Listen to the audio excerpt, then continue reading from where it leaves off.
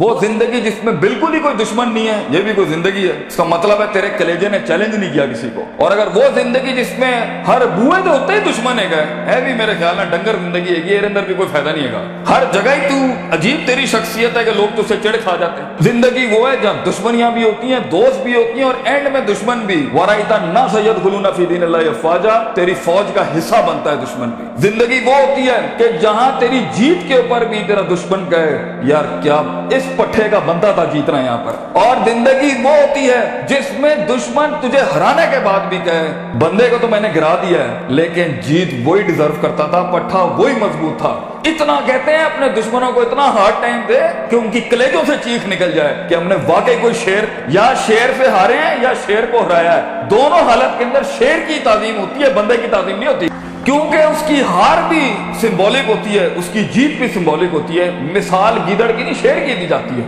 مگر یہ کلیجے چاہیے ان کاموں کو کرنے کے لیے، وہ جگر چاہیے ان کاموں کو کرنے کے لیے، اور یہ چھوٹی سوچوں کے ساتھ نہیں بنتا، یہ 2 روپے کے جھگڑوں کے اوپر نہیں بنتا، یہ 2 روپے کے مسائل پہ نہیں بنتا، یہ ٹھنی چونیوں کے مسئلے نہیں ہیں، یہ تو اپنی آپ کو جلانے اور برباد کرنے کا سلسلہ ہے، تب جا کے بیج اگتا ہے۔ بہادر شاہ ظفر کہتے ہیں کہ ہر کسی کو پیڑ اور پودا اور پھل بننے کا شوق ہے، everybody wants to be fruits and apples, ہر آدمی بننا چاہتا ہے کہ میں پھول اور پھل بن جاؤں، لیکن ہم تو وہ کھاد بننے کا کہتے ہیں، وہ بیج بننے کا کہتے ہیں جو زمین میں دفن کرتا ہے اپنے آپ، گمنام ہو جاتا ہے۔ لوگ آتے ہیں اور پھلوں کی تعریفیں کر رہے ہوتے ہیں لیکن وہ بیج دفن کرتا ہے اپنے آپ کو، گمنام ہوتا ہے مٹی کے نیچے، کوئی اس کے دکھوں کو نہیں جانتا، کوئی اس کی تنہائیوں کو نہیں جانتا، اور وہ زمین سے جنگیں لڑ کے اس بیج کو اپنے آپ کو پھاڑ کے ایک درخت بناتا ہے۔ سارا جہاد وہ بیج کرتا ہے اور سارے فائدے قوم کے پھل پودے اٹھاتے ہیں، تعریفیں سیب اور پھل اور پھول لے جاتے ہیں، بیج کو لوگ بھول جاتے ہیں، لیکن اصل بنیاد بیج ہوتی ہے۔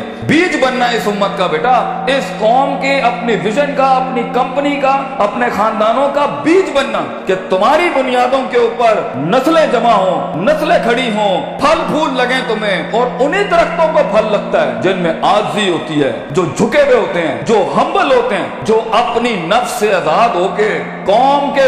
جمیع تر بینیفٹ کے اوپر اپنے تکبر کی قربانی دیتا ہے، اپنی میں کی قربانی دیتا ہے، اپنی مزاج کی قربانی دیتا ہے، اپنے وقت کی قربانی دیتا ہے، بغیر مفادات کے کھڑا ہوتا ہے، بیماریوں میں لڑتا ہے اپنے خوابوں کے لیے۔ ایسے لوگ جا کے پھر جا کے کہیں پرسنٹ کا چینج آتا ہے، اور یہ کرتے رہنا ہوتا ہے، کرتے رہنا ہوتا ہے، اس حد تک کہ آپ کو پتہ بھی نہیں ہوتا کہ آپ کا نام کن کن محفلوں میں اور کن ستاروں اور افلاک کے اوپر چلا جاتا ہے۔ تو یہ شہرت کے لیے، لوگوں کو جھکانے کے لیے، کسی کو ذلیل کرنے کے لیے، کسی کو تھلے لگانے کے لیے انسان خواب نہیں دیکھتا۔ امپاورمنٹس ہوتی ہیں جب انسان کام کرتا ہے اپنی نفس سے آزاد ہو کے، جو انسان کام کرتا ہے لوگوں کے لیے کام کرتا ہے اور اپنے لیے بھی کرتا ہے، لیکن اس میں آپ کو علمی مسل بھی چاہیے، اور اس میں آپ کو عملی مسل بھی چاہیے، اس میں آپ کو نیت بھی چاہیے، ارادہ بھی چاہیے، قصد بھی چاہیے، نتیجہ بھی چاہیے، محاسبہ بھی چاہیے، علم بھی چاہیے، یقین بھی چاہیے، صبر بھی چاہیے، دوام بھی چاہیے، سیاست بھی چاہیے۔ اس لیے اگر آپ اس کے اوپر آج کام کرنا نہیں شروع کریں گے